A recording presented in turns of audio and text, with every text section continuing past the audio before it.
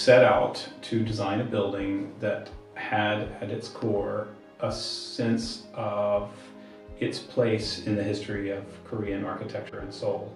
But there was also a very contemporary building that met the modern pedagogical needs of Seoul Foreign School and of the high school.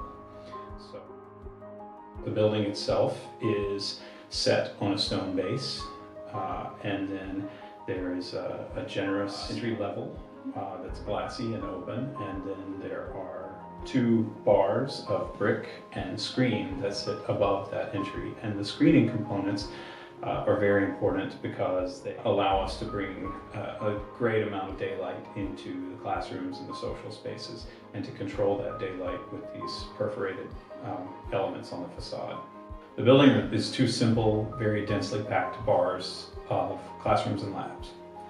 And then those 2 bars are stitched together with a glassy, sort of faceted, odd-shaped sequence of public spaces that form the lobby, the cafeteria, and as you move up through the building, those spaces are populated with casual furniture, work tables, writable surfaces.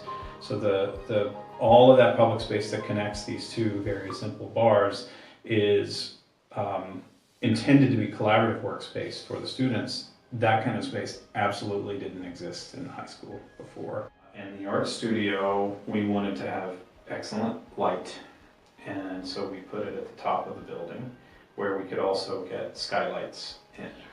So we put the art studio at the top of the building where it has skylights, and it goes across the entire width of the north part of the building, which means that it gets light from the north and light from the south.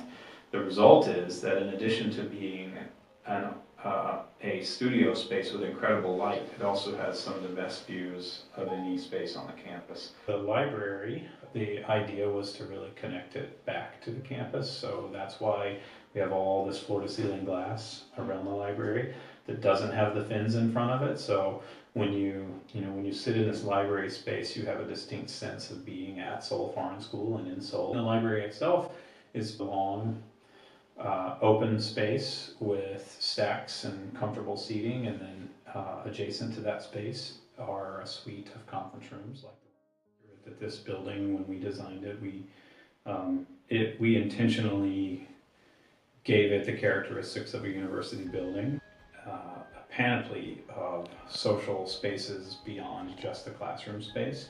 So traditionally, for instance, a high school would just have corridors with lockers on either side, classrooms, a library, a cafeteria, done.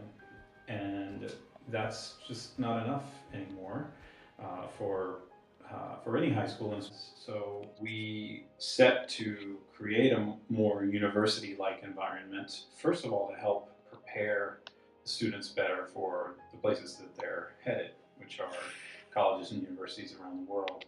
And then also, we believe in treating especially high school students like the young adults that they are, and that involves giving them spaces, outside the structure of the classroom, where you can go to learn and study and engage your peers in different ways. Those high school students weren't trusted with that kind of space for many, many years, and they need to be.